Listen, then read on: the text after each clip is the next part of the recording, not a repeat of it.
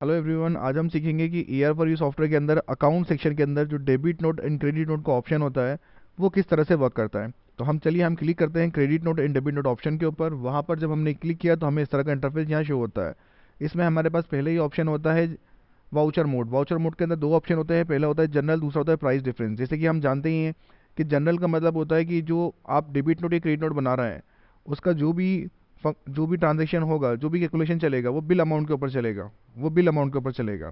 लेकिन अगर आप प्राइस डिफरेंस सेलेक्ट करते हैं तो ये आइटम पे रिवर्स होकर जो भी रेट वगैरह होगा वो रिवर्स होकर चलेगा। इसको हम अभी आगे डिटेल में समझेंगे। सबसे पहले हम जनरल के बारे में डिस्कस करते हैं। तो जनरल को हमने सेलेक्ट किया। जनरल को सिलेक्ट करने के बाद हमने यहाँ पर सिलेक्ट किया एज अ कस्टमर। तो अब हम आपको समझाने के लिए एक हम न्यू फ्रेश कस्टमर बनाते हैं, उसके अकाउंट पर आपको हम डिटेल में एक्सप्लेन करेंगे। तो सबसे पहले हमने सेल स्क्रीन के ऊपर एक नया कस्टमर बनाया जिसका नाम रखा हमने सुमित मोहन। ये हमारे न्यू कस्टमर हैं, इनका हमने एक नंबर डाल दिया। ये एक हमारा एक डमी नंबर है। तो हमने इस नंबर को डाल दिया है। यहाँ पर हम एक आइटम सेल कर रहे हैं, कोई भी एक रेंडमली का आइटम सेल कर रहे हैं और इस आइटम को हम सेल कर रहे हैं क्रेडिट के अंदर। अभी हम इसका कोई भी अमाउंट नहीं ले रहा है, इस आइटम को 100 रुपीज़ क्रेडिट में सेल करना है। तो हमने इस आइटम को यहाँ पर सेव कर दिया है और ओके बटन पर क्लिक कर दिया। तो अब हम आपको देख सकते हैं कि ये आइटम हमारा एक सेल हो चुका है। कस्टमर का नाम है हमारा सुमित मोहन। तो सबसे पहले हम आपको आगे debit note credit note explain करने से पहले इस कस्टमर का लेजर आपको दिखाना चाहेंगे, ताकि आपको डिटेल में सारी चीज़ें समझ में आए कि हम किस तरह से इसका यूज़ कर रहे हैं। तो हम अकाउंट सेक्शन में गए, हमने इसका लेजर चेक किया है। यहाँ पर सिलेक्ट किया हमने कस्टमर, कस्टमर का नाम हमने सर्च किया है यहाँ पर सुमित मोहन। अब आप देख सकते हैं कि यहाँ पर हमारा सुमित मोहन का जो अकाउंट है डिस्प्ले हो गया है।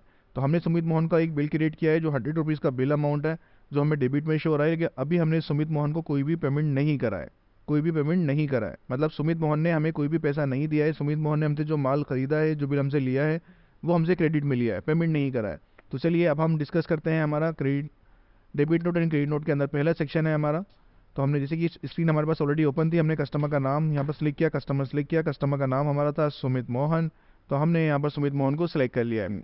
अब यहाँ पर सुमित मोहन के लिए हम जो भी यहाँ पर क्रेडिट नोट बनाना चाहते हैं तो हमने टाइप सिलेक्ट कर लिया है क्रेडिट नोट। जो भी हमें क्रेडिट नोट का नंबर हम सुमित मोहन को दे रहे हैं तो क्रेडिट नोट का नंबर हमने यहाँ पर एंटर किया। उसके बाद यहाँ पर अगर हमें बिल वाइज बनाना है तो हम यहाँ पर डेफिनेटली बिल वाइज भी सिलेक्ट कर सकते हैं। और अगर बिल वाइज नहीं बनाना चाहते तो इसको क्लिक करने की ज़रूरत नहीं है हमारी। अगर आप कोई नरेशन वगैरह यहाँ फिल करना चाहते हैं तो बिल्कुल नरेशन फिल कर सकते हैं। अब जो आप यहाँ पर क्रेडिट नोट बना रहे हैं ईआर फॉर यू सॉफ्टवेयर के अंदर, वो किस लेजर के अंदर जाएगा। एग्जाम्पल के लिए अभी मैं जो बना रहा हूँ वो मेरा जाएगा मिसलेनियस एक्सपेंसेस के अंदर। आप अपने अकॉर्डिंग डाल सकते हैं यहाँ पर कुछ भी। डिस्क्रिप्शन में आप जो भी डालना चाहें वो डाल सकते हैं। यहाँ पर मैंने यहाँ पर कुछ भी अमाउंट डाल दी है यहाँ पर। अब सपोज मैं यहाँ पर 50 रुपीज़ का क्रेडिट नोट बना रहा हूँ। आप ध्यान दीजिएगा 50 रुपीज़ का क्रेडिट नोट, यहाँ पर मैंने 50 रुपीज़ का क्रेडिट नोट डाला है। अभी मैं नॉन जीएसटी में बना रहा हूँ। आप चाहें तो इंक्लूसिव एक्सक्लूसिव जो आपको सही लगे उसके अकॉर्डिंग आप बना सकते हैं और टैक्स भी आप सिलेक्ट कर सकते हैं। तो मैं यहाँ पर बना रहा हूँ यहाँ पर एक 50 रुपीज़ का क्रेडिट नोट। उसके बाद मैंने सेव बटन पर क्लिक किया, ओके बटन पर क्लिक किया। अगेन अब मेरा क्रेडिट नोट यहाँ से कंप्लीट हो चुका है। उसके बाद मैंने क्लिक किया यहाँ पर। अब आप देख सकते हैं यहाँ पर सुमित मोहन की ऑलरेडी यहाँ पर आपको लेजर डिस्प्ले हो रही है। तो यहाँ पर आपने क्लिक किया सुमित मोहन की लेजर के ऊपर। अब आप देख सकते हैं कि पहले हमारा जो बिल अमाउंट था वो 100 रुपीज़ था। पहले बिल अमाउंट 100 रुपीज़ था, लेकिन हमने 50 रुपीज़ का क्रेडिट नोट कस्टमर को दिया है। 50 रुपीज़ का क्रेडिट नोट कस्टमर को हमने दे दिया है। इसका मतलब क्या है कि हमारा जो बिल अमाउंट था 100 रुपीज़, उसमें से हमारा माइनस हो गया है 50 रुपीज़। तो हमारा लेजर का जो क्लोजिंग बैलेंस बच रहा है वो है 50 रुपीज़। दैट मीन्स अब जब कस्टमर पेमेंट करेगा तो हमें 100 रुपीज़ का नहीं पेमेंट करेगा, वो हमें पेमेंट करेगा 50 रुपीज़ का, क्योंकि हमने उसको 50 रुपीज़ का क्रेडिट नोट भी दिया है। आई होप आपको ये प्रोसेस समझ में आई होगी कि कस्टमर के लिए हम क्रेडिट नोट को किस तरह से एंट्री करते हैं। अब हम आते हैं सेकंड प्रोसेस के ऊपर। जैसे कि अभी हमने ये किया, ये हमने बिल वाइज किया है यहाँ पर। अगर सपोज आप आइटम वाइज करना चाहते हैं तो डेफिनेटली आप आइटम वाइज भी कर सकते हैं। उसके लिए आपको यहाँ पर प्राइस डिफरेंस सेलेक्ट करना पड़ेगा। करने के बाद आप वापस यहाँ पर क्रेडिट नोट आप सेलेक्ट करेंगे। क्रेडिट नोट सेलेक्ट करने के बाद अगर आपको दोबारा इनवॉइस नंबर के अगेंस्ट से बनाना है, अभी हम ऑलरेडी बना चुके हैं इसलिए यहाँ नहीं आ रहा है।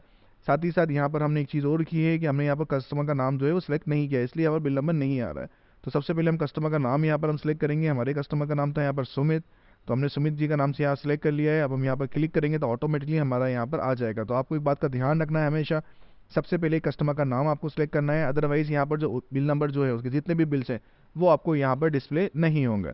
तो जैसे कि अब हमने प्राइस डिफरेंस यहाँ पर सिलेक्ट किया है, वाउचर नंबर जो भी हम कस्टमर को दे रहे हैं क्रेडिट नोट का, हम यहाँ पर वाउचर नंबर डालेंगे। अब वाउचर नंबर डालने के बाद हमें यहाँ पर देखिए, आप देख सकते हैं कि पहले हमारे पास जो हमने जनरल सिलेक्ट किया था वाउचर मोड, उस टाइम पर हमारा लेज़र नीचे आ रहा था, लेकिन अब हमारा लेज़र नीचे नहीं आके ऊपर आ रहा है। तो यहाँ पर हमें अपना लेज़र सेलेक्ट करना पड़ेगा और यहाँ सेलेक्ट करने के बाद हमने इसको सिलेक्ट किया। उसके बाद जैसे कि मैंने आपसे कहा था कि ये आइटम वाइज चलता है कि आइटम का रेट हम यहाँ से रिवाइज कर सकते हैं। एग्जाम्पल के लिए कि हमारा जो भी आइटम था उस बिल के अंदर तो यहाँ पर हम उस आइटम को सर्च कर, आप देख सकते हैं कि मेरे उस बिल के अंदर जो मैंने ऊपर बिल नंबर सेलेक्ट किया है, ओरिजिनल इनवॉइस नंबर 444x02, उसके अंदर मेरा आइटम था मैगी। तो मैंने यहाँ पर मैगी सेलेक्ट कर लिया है, ऑटोमेटिकली उस प्रीवियस आइटम की मेरे पास पूरी डिटेल उठ के आ चुकी है कि यहाँ पर मेरा वो आइटम कितने का था। अब यहाँ पर जो भी मुझे रेट में चेंजेस करना है, अब ध्यान दीजिएगा, जो भी मुझे रेट में यहाँ पर चेंजेस करना है, सपोज मैंने 100 रुपीज़ डाल दिया था लेकिन मुझे इसको 80 रुपीज़ में देना था सपोज, तो मैंने यहाँ पर उसका रेट चेंज करके 80 रुपीज़ कर दिया है और सेव बटन पर मैंने क्लिक कर दिया है। जैसे ही मैं इसको सेव करूँगा और ओके बटन पर क्लिक करूँगा तो मेरी एंट्री यहाँ पर सक्सेसफुली हो चुकी है। अब आप लोग एक बात नोटिस करेंगे, अभी लेजर में आप देख सकते हैं यहाँ पर 50 रुपीज़ दिख रहा है, लेकिन अब आप यहाँ देखेंगे, मैं यहाँ पर दोबारा से इस लेजर को सिलेक्ट करता हूँ तो यहाँ पर ऑटोमेटिकली आपको देखते ही समझ में आ जाएगा कि जो बीच का डिफरेंस अमाउंट बन रहा था उस डिफरेंट अमाउंट का यहाँ पर क्रेडिट नोट हो गया है ऑटोमेटिकली। बीच का जो डिफरेंस अमाउंट बन रहा था उस डिफरेंस अमाउंट का ऑटोमेटिकली क्रेडिट नोट हो गया है यहाँ पर। तो इस तरह से हमारी क्रेडिट नोट की जो प्रोसीजर होता है वो इस तरह से वर्क करता है। आई होप आपको ये समझ में आएगा कि सप्लाई के अंदर क्रेडिट नोट किस तरह से, माफ़ी चाहूँगा, कस्टमर के अंदर क्रेडिट नोट किस तरह से वर्क करता है।